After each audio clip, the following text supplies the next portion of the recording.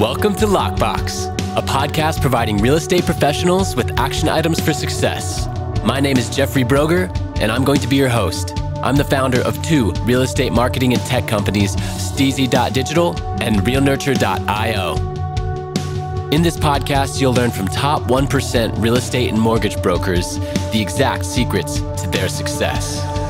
Welcome to Lockbox. Welcome to the Lockbox podcast. My name is Jeffrey Brogger. I'll be your host. And today we have with us Chris Miles. Chris, thanks for being with us. Hey, it's such a pleasure to be here, Jeff. Absolutely. Well, appreciate you taking some time out of your day. So why don't you tell our listeners who you are and where you're from? Yep. So obviously you already announced who I am, but I'm originally from Portland, Oregon area, but I moved out to Utah about 22 years ago to finish up my schooling. A funny story, I was majoring in sociology, but I had a triple minor in psychology, Japanese, and ballroom dancing. So little known fact, I was one of the nation's top amateur ballroom dancers, and did that. We even danced on like the world championship team and that sort of thing. So wow. So yeah, I moved out here primarily because the two best universities were both in Utah.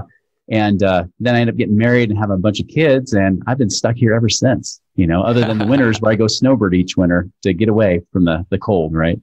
Right. Very good. And that's interesting. So you have a home in Phoenix or something like that? No, I just Airbnb or, VRBO, just, anywhere we want to go. So we did do Phoenix last year. After that, we did like Florida this year. We've done Hawaii, California, Texas, like just, anywhere pretty much warmer. It's south. We may even start to go international once things clear up a little bit. But it's just really just a getaway to explore somewhere different in the country each year. No, absolutely. And that's a very interesting background that actually answered one of my later questions, which is about an unusual habit or an absurd thing that you like to do. And so you mentioned dancing. You mentioned, was it Japanese culture or Japanese language? What was the Japanese language? Word? Yeah.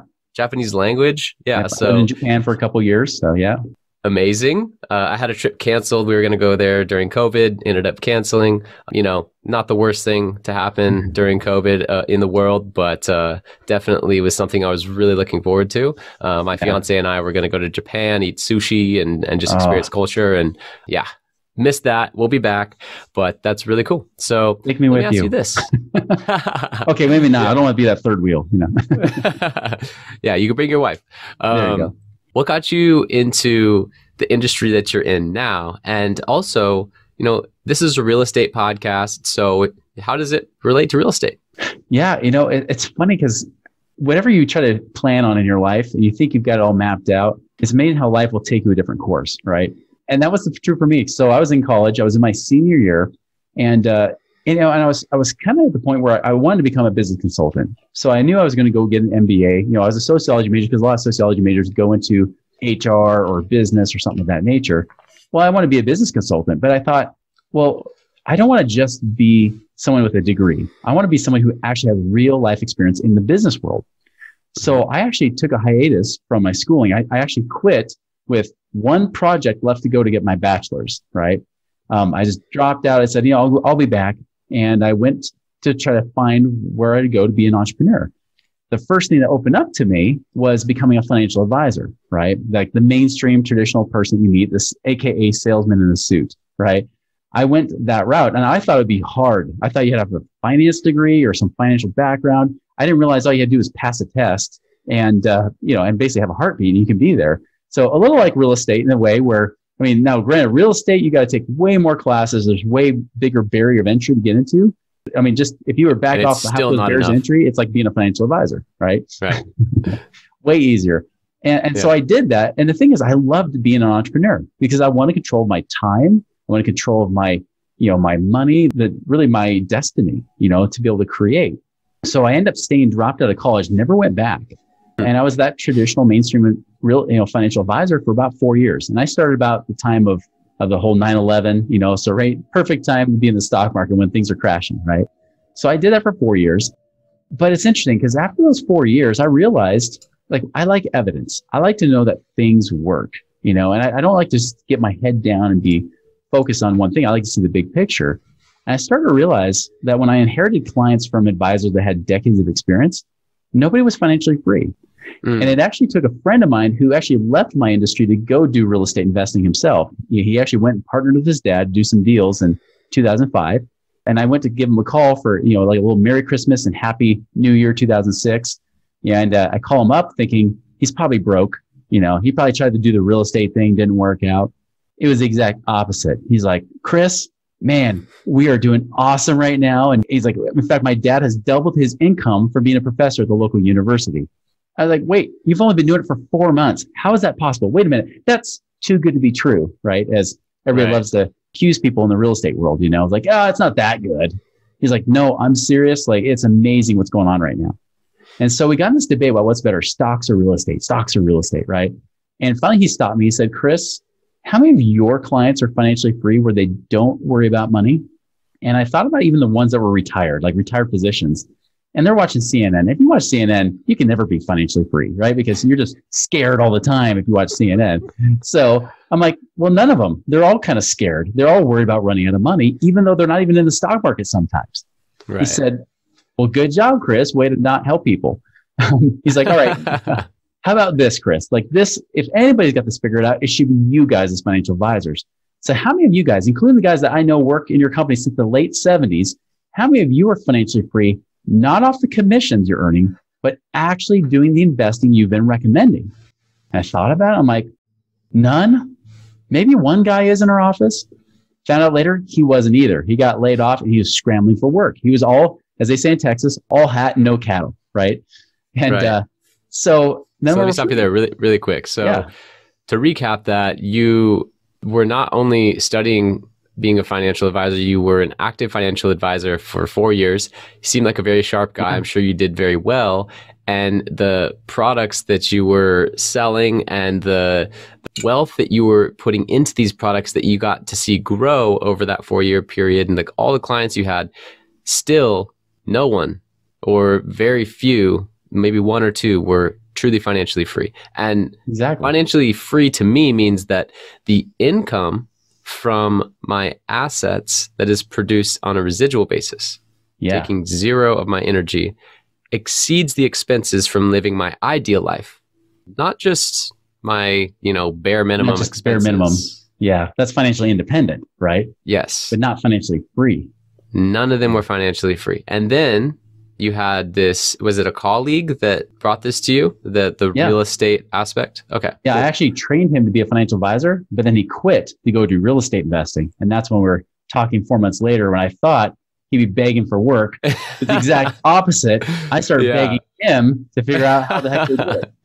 All right. Awesome. Please continue. Yeah. So that's where we were. I mean, when you think about like the financial advisors are kind of like, the ones that aren't financially free themselves, right? Because they can't retire off their investments either. This would be like the same kind of integrity question you'd say if, I'm a realtor, but I don't own any real estate, right? It'd be like, yeah, you should buy real estate, but I don't own any, but you should, But I rent. Have the same, disconnect, right? And even financial advisors that might have invested in their mutual funds, the thing is they haven't figured out how to get it to make them free, and I know there's plenty of realtors out there and real estate agents that are making bank, not just from the business side, but even from the investment side too, and that's where you should be. And so I saw that discrepancy there, right? And so I told him, I said, all right, well, tell me the answer. How do I make this work? He's like, well, I honestly don't think you're open to it. So I'm not even going to say anything. I said, come on, you got me to admit that, this doesn't work. Like that's pretty big considering this is my paycheck we're talking about here. He's like, all right, well, if you're really open, go get this book by Robert Kiyosaki called Who Took My Money, which is a lesser known Rich Dad series book, right? To sum it up in a couple words, it says mutual funds suck. So that's pretty much it. Why mutual funds don't work.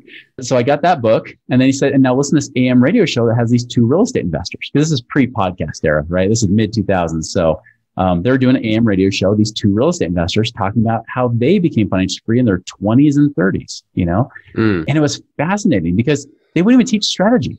They would only talk about principles, like the mindset piece of it. Because that was the part that most people were run into a barrier, right? Like you get over the whole mindset piece and everything else just makes sense. Yeah. And so you're after touching a couple on something months, really important. I just want to touch on that. Tony Robbins says success is 80% mindset, 20% mechanics.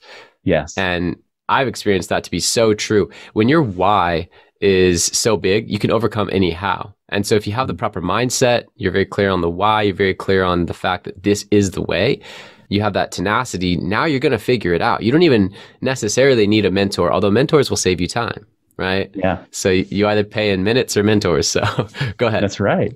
Yeah. So that's what happened. Like, I got to the point where after a couple of months, I said, I can't be in integrity and teach this stuff anymore. I actually stopped attending all the trainings. The funny thing is my financial advisor business boomed while I didn't go to the trainings, right? When I was trying to learn something different, I started to attract people in different ways. So like you said, the mindset's 80% at least, because just by my energy shifting, right? Just by getting excited, realizing, wait a minute, like here's a key difference, for example, right?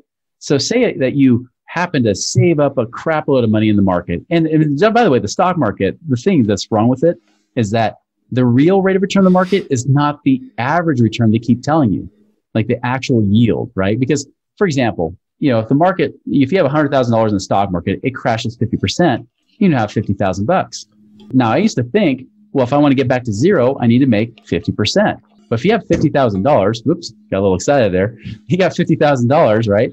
And you make 50% on it, you only made 25 grand. You're only up to 75,000. You haven't broke even. You have to make 100% to break even. You have to double that half, right?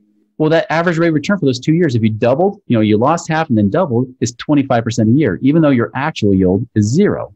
Now, with mutual funds and things like that, the stock market, the S&P 500, as of this last week, has only averaged about 8.3%. And just, historically, that's high because we've had 12 up years in a row, right? So the stock market is already, they already predict it's 240% overvalued, 249% overvalued from what it is. That means it could drop 60% to get back to normal, right? That kind of stuff. So we've seen an average of 15.5% return for the last 12 years. That's not the actual average, usually 7 to 8%. So the pendulum's got to keep swinging. It's got to come back into balance, right? Well, when I realized it was only maybe 7 or 8%, and that's before fees come out, I started looking at the numbers. I said, wow, you can't ever really save enough. And inflation is actually higher than what they say, because come on, 2% a year is the inflation rate. I mean, that means that inflation only doubles once every 36 years. That means that your lifestyle should have only doubled since 1985. Like that's stupid. Even 3%. I mean, that rule 72 is now 24 years. We'll go back 24 years. That still puts us in the 90s. It's way more than double the lifestyle. And real estate's way more, which usually real estate keeps up with inflation, is way more than double. Not to mention that trillions of dollars in freshly printed money has been distributed as 3 stimulus packages now, which, guess what, deflates the buying power of a dollar, which leads to inflation, right? That's right. In the recent year, we've increased the inflation massively. I mean, the paycheck that we're going to have to put out, there was an estimate that for that, $600 like first stimulus or whatever it was, we would then pay $16,000 in buying power per person because of the newly printed currency that's in the market and the increase in inflation. Yeah. It's a pretty steep price to pay. So with that being said, real estate became the clear choice because it's a very forgiving investment. It not only creates cash flow instantly, but also you accrue equity over time because people are paying your rent, right? And then even if, the person is evicted or it's vacant for 6 months and, you have to pay that mortgage yourself, well, you're still essentially paying yourself. You're putting money into savings, less, of course, the interest for the mortgage. But are those the reasons why you believe it's such an amazing asset, or are there some other ones as well? Yeah, I mean, that's definitely a big one, right? Because that's the thing that woke me up. Because as a financial advisor, I was used to trying to live off less than the interest. Because you remember, like, people used to say the 4% rule. So whatever you save up in the market, you live on 4%. Well, that's an old number. That's an antiquated number before rates had dropped in bond markets and things like that when you're trying to retire. Really, you should only be living on 2 or 3%. So to give you an example, I have a client in Washington State, where he's got $1 million saved up. He max funded his 401k for years. Now he can retire. That $1 million, if you live on only 2 or 3% a year, that's 20 or 30,000 a year. I mean, think of it. He's a millionaire living below the poverty line, trying to do it with the mutual funds, right? But instead, we're looking at putting in things like, hey, let's buy turnkey real estate where you don't have to manage it. You got your own landlords and stuff doing it for you. It's out of state, which is a new thing for him. He's like, why not Washington State? I'm like, the laws in Washington State, they're horrible. Everything in the West Coast is horrible, right? You don't want to be a landlord in those states. But you look out east, southeast, Midwest, even some of the central states, like maybe Oklahoma and places like that, there's low prices with high rent. There's a much better return. You can get at least a 10 to 12% cash on cash return on your investment. So even if you only made 10% on that $1 million, that's $100,000 a year versus maybe $30,000 a year if you're lucky in the market. And which is a huge epiphany. And that's what happened to me as a financial advisor. I was like, wait a minute, it's not about the returns and all that and live off the interest. It's about creating real, stable, predictable income. And so income producing assets. That's right. Something that has real value. And it's so funny. I mean, I know you guys hear it all the time because I hear it too. People are like, yeah, but real estate isn't in a bubble right now. I was like, do you understand that we are underbuilding? We've been underbuilding for over a decade. We haven't kept up with demand. Lumber prices have tripled in the last 12 months. There is no freaking way, at least short term, you're going to see a drop in prices. Now, we might see a leveling off finally, right? Especially if they raise interest rates and do things to slow it down. But for the most part, we're not even close to a bubble in the real estate space. Yeah. You're preaching to the choir here. My listeners are in it every day. They're saying that to their clients.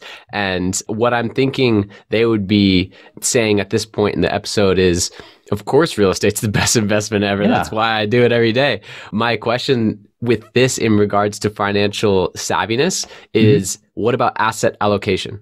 If you are all in on one asset class and that asset class drops and there is eventually a bubble, you go all in real estate for the next 10 years and then it pops, well, what then, right? So I'm curious, even though you are very convinced that real estate investment is, phenomenal, probably the best investment that one can make, what else can, say, top 1% real estate brokers or mortgage brokers out there that are sitting on a lot of cash, they do already have a lot of properties, how can they diversify? What other things could they be doing? We can definitely look at different things like funds. You can look at syndications. You can even look into oil and gas, although that's a little bit iffy. That's a little bit more speculative. I mean, but there are lots of ways to invest in different things. So I'll give you an example. Like I love turnkey real estate. That's my number one favorite. I like buying single family, maybe even like duplexes, fourplexes. But, I also have money in syndicated apartment deals, and you can have them in different markets because so many people think it has to be in their backyard. And that's just not the case. In fact, in many cases, your backyard sucks, especially if you're on the western half of the United States, your backyard is horrible. You shouldn't really, unless you bought a steal of a deal, that's not the place to be. So, again, you can still keep a lot of money in your own properties, right? I think that's awesome. But you can definitely look outside of it. There's other places like funds where they might say, hey, we're lending it out to different real estate investors, or we're doing other things like mortgage-backed type of investments. And you can make 10, 11% a year on those things. Like I said, there's syndications. Oil and gas is another one, potentially, where you might do a syndication on that. There's lots of ways to diversify, but the thing is you can diversify among real estate class, right? Right. Like your business is already an asset class in and of itself, so that's great. Yep. But I even have people diversifying where they might be doing self-storage, right? Or doing assisted living, especially as they see the baby boomer generation rising. There's a possibility there. Here's the key thing. You can diversify in those different places. Make sure you have a syndicator that, one, has got great experience, like many years doing that kind of thing. And then two, also make sure that they have good character. Because even if the investment's okay, still, when stress gets high, the real question is, are they going to fulfill on their commitments, right? Like I have one friend that he buys up apartments and this is my mantra. I think boring is sexy, right? The thing that somebody does so often they can do it with their eyes closed. That is the best deal, right? And so this guy does deals where it's mostly in the Southeast, but he's buying apartment buildings, but they're all the same criteria. They have to meet like this 10-step criteria for him to say, I'm going to put an offer on that deal. That's a minority of deals he sees come across his desk. But when he does it, since 2003, he has always paid his investors, even through 2 recessions previously, and now into a 3rd recession. He has always paid his investors. That's something that you can't really find on a pro forma sheet. That's not something you can always see. It's something that comes from within that person. And those are the kind of people that, especially as I get to know them more and more, I could say, you know what, whatever the deal is, I know if it's your typical deal, not like you're not trying to buy a coffee farm, or marijuana farm or something like that you've never done before. But if it's your typical stuff, you can do that. And I can trust you with that money and you're going to get me my money back at least, because a return of your principal is more important than a return on your principal. Yes. And real estate is so much more secure than a stock or throwing cash on an option where it could go to zero. Yeah. Right. despite a natural disaster and not having insurance on your property, pretty much it's going to have value. And as long as you're not over leveraged and you have to sell it to liquidate and pay off other things, you're going to be fine. My question is, what's your suggested loan to value ratio for your clients that they don't want to under leverage their assets and have too much cash in one property for no reason? Sure. But they also don't want to be over leveraged and be, 90-10 on everything, and then it drops and they're in a tough spot. Right. So what's your suggested loan to value? And of course, disclaimer, everyone out there, this is not meant to be legal or financial advice. Right. Everyone's situation is different. Take this with a grain of salt. But, can you give any type of ratio that would be a good standard for, okay, this is a good way to yield your wealth and yield returns on that wealth, but not over leverage it? Yeah. I mean, when I talk about doing turnkey properties, for example, right, and, getting a 10, 12% or higher return, cash return, it's usually only putting a 20 or 25% down. That's typically what I like to do. I don't like to put a lot of money down. If you have to put a lot of money down to be profitable, then it's not worth it, right? It's just like I just got done talking to somebody in California. They had to put 35% down to actually positive cash flow. That's horrible, right? In fact, the guy said, "Yeah, I even have a property that's worth $300,000, and I make $1,200 a month profit." I'm like, "That's horrible. You can make at least double that in another market, And that's why I think is so important is that the down payment I like to do as little as possible. But I'm not talking about 0% down. I think that's a little bit too risky. But if you can do 10%, if you can get away with it, great. But I mean, most of us doing this traditional mortgages, if you're not borrowing from other people, you're not doing hard money loans, you're just doing traditional banking, the 20 to 25% is usually plenty. It should be plenty down for you to net profit a good gain. And if you're not, that's not the right deal for you. Interesting.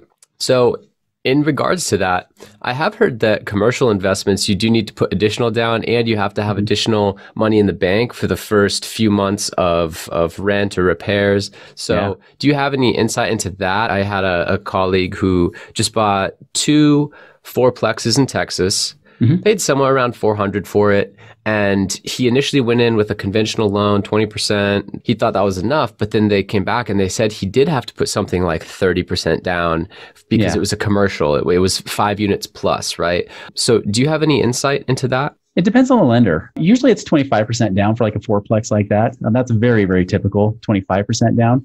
30%, it might have been because there's additional requirements for his situation. Either it's the lender themselves, because lenders are getting really crazy with trying to buy investment properties currently. I mean, the rates skyrocketed from March to April to the point where I've kind of backed off a little bit of my purchasing on properties right now, and definitely not refinancing properties because the rates just skyrocketed on those things. So I'm waiting for those to settle back down before I get more active again. But yeah, 25% is usually enough. You definitely want to have good liquid reserves. You essentially want to look sexy to any bank, right? I actually keep a ton of my reserves inside my life insurance policy because it can actually still earn tax-free returns, but it counts as a liquid asset. So I'll keep money in there, and I've even got a line of credit I can get against it at 3.25%, but it's paying me almost 6%, So I'll do that and then just send them that statement saying, here you go. It's in there. And they're like, okay, check, done, right? And credit scores obviously make a difference, but credit scores, I mean, even though they are getting stricter and they're moving up the benchmark again. So it's interesting how this is opposite of 2006, right? Because now they're getting stricter on the lending guidelines, even more so than they were, 2006, when there was a bubble, so it just depends. It depends. But I think you should be able to get away with 25% down. Just make sure you have good, solid reserves that you're not moving around. You're not trying to use every dollar to put down on that property because that is risky. You want to have reserves in place. I think for 4 doors, you should have at least 10 to 15 grand just sitting there in an account, at least that much. If you're just buying a single door, you can get away with 3,000, 2 doors, 5,000. That's kind of my general rule of thumb for reserves in case there's, vacancies or in case there's maintenance. But again, if you buy it rent ready, you don't have to put more money in it. That's the kind of reserves I would keep. Okay. Yeah, that makes sense. And, I know that a lot of the listeners to the podcast are mostly residential. They might have a few commercial deals. Myself, I'm a commercial agent. And so I focus specifically on multifamily, 5 units and above, and other types of commercial properties. So I do like to shed light on that because multifamily is such an amazing investment today. And the single family flips and the single family investments, the cap rates are just so compressed. to the maximum in California, especially, but you know, in so many other states, HGTV has made it out like everyone can just go flip a house and make 60 grand.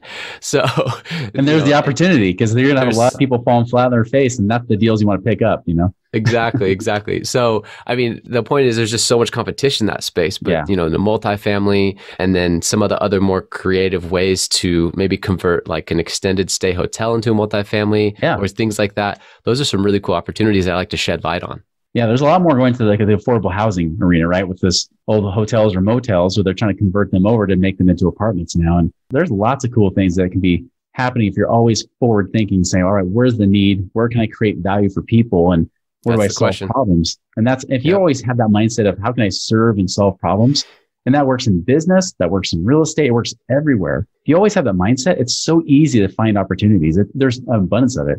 Heck, I'm even right now, I'm actually partnering with a guy that does land flipping, right? Land and seller financing and stuff like that. I know a guy who does land flipping in San Diego. Yeah. Yeah. Like I think it's super boring. Totally boring. Yeah. Like I don't want to do it. I even told him 3 years ago, I said, if you ever do a partnership opportunity where I can be passive, I can just finance it, let me know. And he finally did. I said, great. Like I'm in, like, this is awesome. But I wouldn't want to do it myself, but I'm glad he does. Yeah. I know a guy for that too. He's great. I was actually on a talk show with him, Real Men of Real Estate. It was a national talk show on like Amazon Fire Stick TV and a bunch of other things. I think it aired on NBC once or twice, but he's great. He teaches construction management in San Diego, and he does land flips. And it's so interesting because, once again, talking about competition, there's like no competition in that. And the returns as a passive investor are amazing. They have like 18-month to 24-month turnarounds, and you get tied into, you know, the overall exit strategy based on your initial investment percentage of the total deal. It's awesome. So yeah, I have someone like that in San Diego as well. And it's something that you would never think of. It's like you would have had to have just been in construction and then like known this thing and then developed it over 20 years, which is like what this guy's done. You know, he's the guy who could do it in his sleep. He's the person that, you know, hey, it's not sexy. We're going to go look at this land in a pro growth area. We're going to level it, have it zoned, and sell it.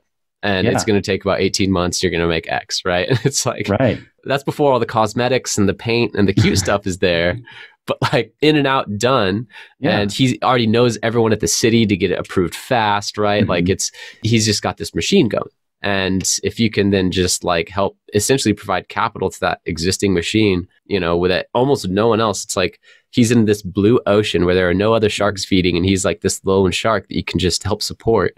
It's awesome to find those things. It's true. I'm in like a national mastermind, and out of 150 people in that mastermind group, most of them are wholesalers and flippers. Only one partnership is actually doing land, just one. You know, and even then, there's a very small shop. They just got enough they can do with their own resources. But it's such a not a competitive space. And when you factor in that houses don't appreciate, right? Like houses depreciate, which is why we get the tax benefit. It's just the land, you know, and on top of that, where we have such a demand for land right now, like I'm begging builders to find me land, and they're trying to beg farmers to sell them land right now, just so I can go build a new house, you know, to live in. But it's so hard to find that. And now we've got additional demand for land, right? Because we've got, you know, not just developers, but we've got people that are preppers, you know, people that want to just be off the grid or have their own place to go hunting and shooting. I mean, there's so many places around the country that people say, I want this, or I want a place that I can have a water running through my property, that if water supply goes crazy or something like that, like all the doom and gloom stuff, there's more demand for it than even just farmers trying to buy their neighbors, which is what it used to be. Now there's people all want to gobble up land. And like you said, almost nobody is offering something like that. Right. And there's only so much land. Yeah, exactly. There's only so much land. So I'm curious, what is the single most important action you take on a daily basis that has contributed most to your success? You've already mentioned a lot of good tips, focusing on value, you know, things like that. But you know, this podcast in particular, I like to focus on actions. And whether you're a real estate professional or an entrepreneur, both are pretty much one and the same in needing to focus, plan, execute on income producing activities. And so, you know, what is like the number one most important income producing activity that you focus on every day? Oh, that's a different question I was going to answer initially when you said number one. Oh, the actions. Habit. Yeah. Because a success habit, like, you know, like you mentioned Tony Robbins, right? Yeah. But, you know, like I do morning routines, and that's huge, like getting your mind in the right space. But income producing activity, this is case by case for everybody. I would recommend reading a book called The Pumpkin Plan by Mike Michalowicz. He's the same guy that wrote the book Profit First. If you've heard of that book. Yep, I have. That shifted my life in about 2015 because I was going through a divorce. It was kind of like this identity crisis of, hey, what do I do? Do I want to quit my business? Because I just wanted to quit life. I was so depressed during that period of time. And I remember I came across that book, and he talks about those prize-winning pumpkins that they grow humongous that you see on the news, right? Like those pumpkins are a specific breed. You have to buy the seeds from Nova Scotia for like $100,000. And then you hope it actually produces a nice pumpkin, right? And what the farmers do is, as the vine grows, the pumpkins, they start chopping off the little runts until they get to one big pumpkin that's, that the one vine is feeding that one pumpkin. And business is no different. And for me, like this was 2015, I realized I was doing a lot of live speaking, traveling around the country, doing stuff like that. I was doing my podcast. I was on interviews like this. But I realized, I said, I'm not happy. And really, what's my most productive? So what's that top, that Pareto's principle? What's the top 20% that creates 80%? I took it one step further. I said, what's my top 20% of my top 20%? Or in other words, what's my top 4% that creates my 96% of business? So I end up having clients, and I looked at my clients like, who is my absolute star client? Focus on that person only. So the rest of them, I love them, but I'm not attracting those people anymore. I started focusing on just the right activities. So I started focusing more on podcasts. I started cutting off live speaking almost altogether, which, by the way, for COVID was easy to pivot because I didn't have to pivot. I wasn't live speaking. So I was just doing stuff like this behind the mic, and it made it so much easier. My business doubled the next year, but that's the revenue, but my profit about 5x'd the next year. So I quintupled my profit the next year. And now like my profit's like about 20x of what it was from 2015 with revenue almost 10 times that. So that's the thing, is that when you start to really hone in on what's really necessary, that Pumpkin Plan book was like the hugest moneymaker for me for just a cheap little book. Yeah, that's a very interesting analogy of not only having the right seed, which I would incorporate as the business model or idea. Yeah. Right. So that $100,000 pumpkin seed from Nova Scotia, but then along the way, you have to optimize, especially from a digital marketing background. When you hear someone say, I optimized a Facebook ad, what that means is highest and best use. Yes. That means that if I have a budget of $1,500 per month for my client, and there are 5 different audiences that we're testing, and one of the audiences is generating $5 buyer leads, and the other audiences are generating $10, $15, $20, $17 buyer leads. Well, if I don't kill those 4 that are underperforming, they're going to eat up that $1,500 budget, and we'll get less leads that month. Yeah. Right. And so I kill those, and now it's optimized. It's like chopping off those small pumpkins. And now that $1,500 budget is pumping to that one audience that's converting best for that client in that market. Yeah. You're watching for those diminishing returns, and you're like, oh, cut it off before it diminishes too much. Right. And so that's a like short daily process that, my team members are going through on a daily basis with our clients. But that same analogy for business in general, you give something a shot for a year, and you then have to then sit back, analyze, either write down or just really thoughtfully question, is this the highest and best use of my time, money, and energy to get to where this business is actually going? And it goes back to that start, stop, continue methodology. I believe Gary Keller introduced it or repurposed it, but it's a great methodology of, hey, periodically, maybe quarterly or annually, what campaigns, objectives, ideas, or systems do I need to start, stop, and continue? And, having that period of reflection so that you can focus and optimize down to, this is my most valuable thing. This is my most valuable marketing initiative. This is my most valuable, team member. Yeah. So it's such an important principle. And I'm really glad that you brought that up. So true. It's vital. You got to have it. And it works with money. It works with your time and your business. It works everywhere.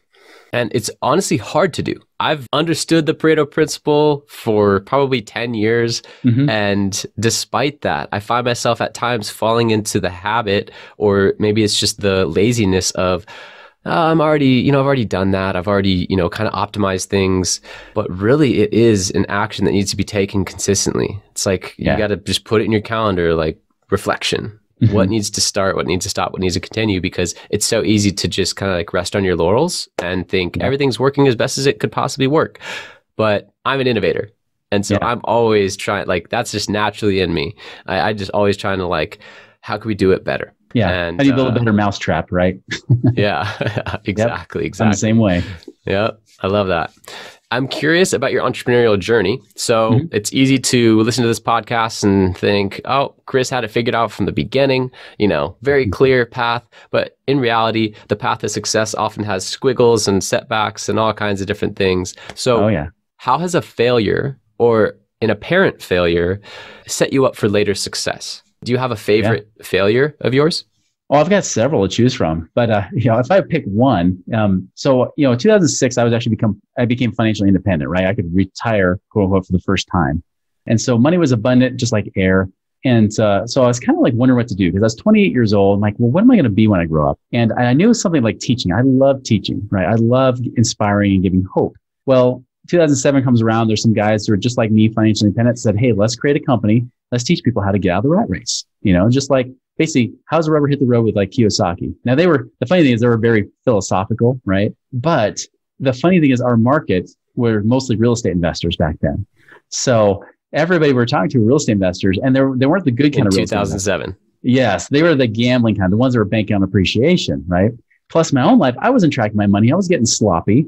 I also thought I was doing everything right. So I was doing the same thing. Like, hey, I could buy $100,000 house if I make 10%. That's, $10,000. But if I buy a $500,000 house, make 10%, that's $50,000.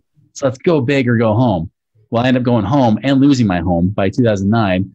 I was foreclosing on my dream house and stuff, right? Where they bought it at they actually bought it at auction. The guy said, hey, I bought your house at auction a half hour ago.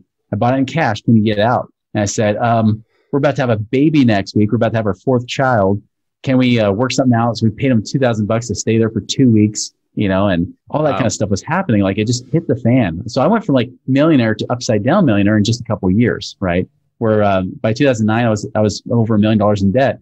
Didn't file for bankruptcy because I'm just stubborn, right? Yeah, but I did work on trying to dig out of that hole.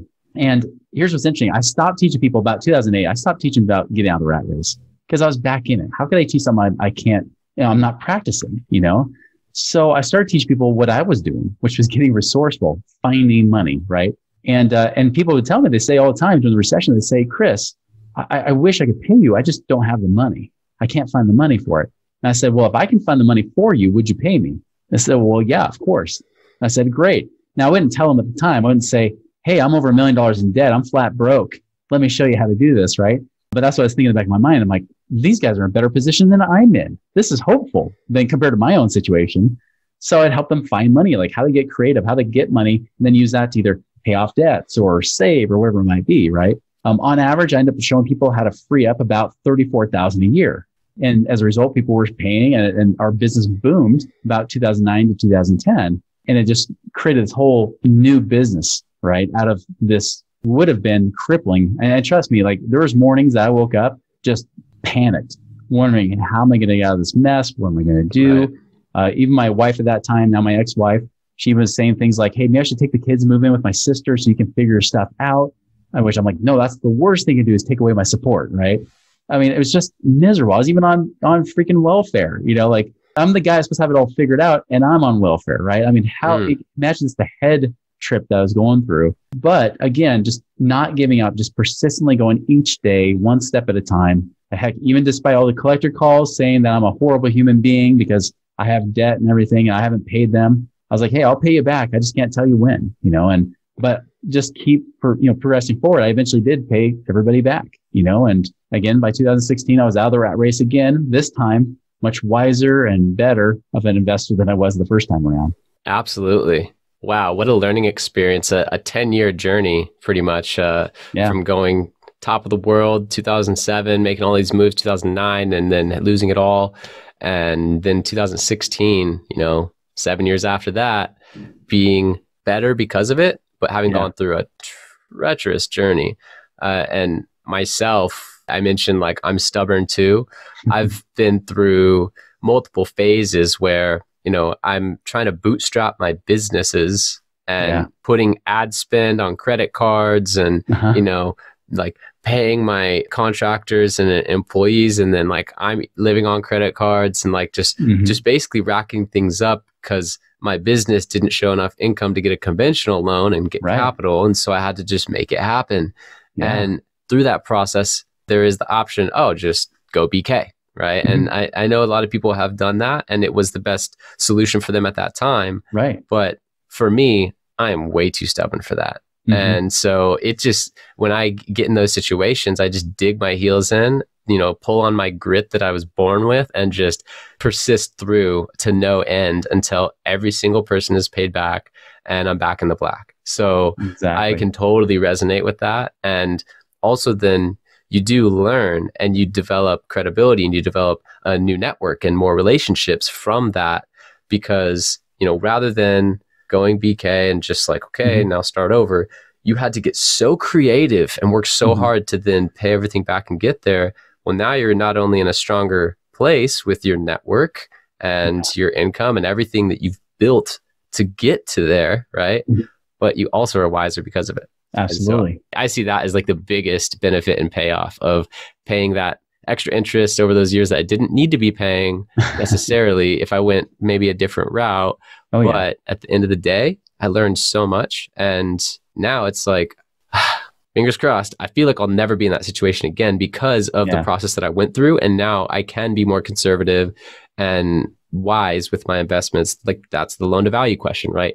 Not overextending, doing things more sophisticated, doing different types of investments that are less competitive, or, not swinging for the fences every time.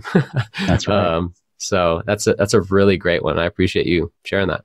It's true. That's the stuff that you just can't learn from books, right? You just can't learn just even listening to it. It's something you have to go through. I don't recommend people go through an experience like that, but man, when if you can come out on the other side, you're so much stronger. You're so much more resourceful, which is exactly, my whole business model came from was how to be resourceful, how to find the resource, and then how do you turn it into like passive income, right? Like how do you actually create those cash flow goals faster? And I'm so grateful for it. Like I remember praying hard during those times, like, please, like, how do we get out of this? Like, I need to know. And I remember getting that peace, my heart is saying, hey, you're going to get out of this. It's just for a period of time. They said it would just be a short period of time. I didn't know 1.5 to 2 years would be considered short because it felt forever. Right. But I mean, going through that, I remember just thinking, if I could just bless one person's life going through that experience and I can inspire somebody else, that would probably make it worth it to go through. Right. But I never imagined that I would bless hundreds of thousands of people's lives because of that, and counting. Right. And that's why I think is such an amazing opportunity with that, is that,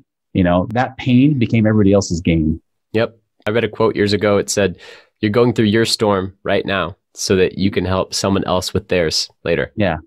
And it's so true. When you focus on value and impact, every single failure and hardship that you've gone through in your life is now an asset. That's right.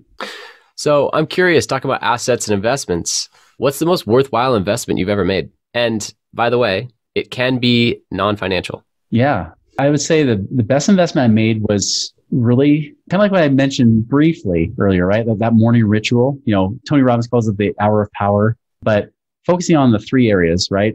On, my doing exercise, education, and enlightenment, the 3 E's, like every morning getting up, like I can't just try to go in an enlightened state because I'll fall asleep, so I wake up, I got to move my body and do something, whatever that is, like get your body moving, educating yourself, right? Like listening to good books, it can be audiobooks, it can be these podcasts, like just doing those things to get the right voices in your head so that you're winning. And then enlightenment, whatever you do for that, if it's connecting with your source, it could be connecting with God. It could be through scripture reading. It could be through prayer, through meditation, or whatever that is. Like those 3 key factors right there for me, like doing that every single day just gets me in the right state that opportunities are just abundant, right? Yep. So that has always been my best investment. It's a time and energy investment, but that's an infinite ROI, right? Like that's the thing, is like it doesn't require any money out of pocket to do those things, but I can trace back millions and millions and millions of dollars just because of doing those consistent daily habits every day. I love that. Infinite ROI. So true. It really is. It's unquantifiable and something that has massively impacted my life, my morning routine, being consistent with it. It's an investment in yourself. And when you invest in yourself, the dividends, like you mentioned, are infinite. So I appreciate you being on here. How can listeners contact you? Yeah, two ways. I mean, obviously the easiest way, you can go to my website, moneyripples.com. There, you can contact me through there. You can check out other educational sources and whatnot. The other way is you can also listen to my own podcast, The Chris Miles Money Show, which I've got on iTunes or whatever favorite podcast app you have, but definitely invite you to listen to that and learn more. Excellent. And last question, is there a question that I should have asked you or anything from earlier that you'd like to elaborate on? Boy, I don't know what kind of rabbit holes we want to go down, but I'll just say this. Maybe I'll make it more of a teaser than a question, but the question is how can you double dip on your investment returns? There's a strategy I use that actually allows me to invest in real estate and make money at the same time. And so many times you might have heard people talk about infinite banking, but warning, a lot of the infinite bankers out there do a crappy job. And I'm talking about people that talk about trying to sell you whole life insurance. There's a lot of insurance agents that do that. Don't use the traditional crap. Don't even just go for them because they're infinite bankers. There's a strategy I use that I refer to as max ROI infinite banking, where you get lowest cost possible to get double dip returns. And so I've been able to, if I ever do a real estate deal, it usually adds another 3 to 4% a year on top of the cash and cash return I'm actually earning just by using that the right way. So very interesting. And definitely I'm enticed. So how can listeners find out more about that? You can actually find my YouTube channel. I got 2 of them. There's the Money Ripples with Chris Miles that has my podcast, but then there's Chris Miles Money Ripples that has some of those educational content just around that strategy. In fact, I'm about to release a new video today. So yeah, definitely check out the Chris Miles Money Ripples YouTube channel. Excellent.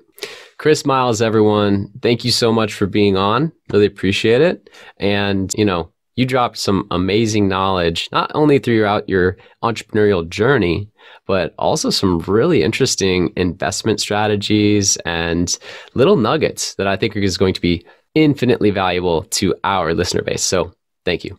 Yeah, thank you so much. Absolutely. Thank you for listening. If you want to accomplish your real estate goals, then I highly suggest downloading my free Ultimate Real Estate Goal Setting Framework. The link is in the description of the show, and it will help you break down your annual income goal into the amount of phone calls, appointments, or open houses you need in order to achieve that goal. Thank you so much, and we'll see you next time.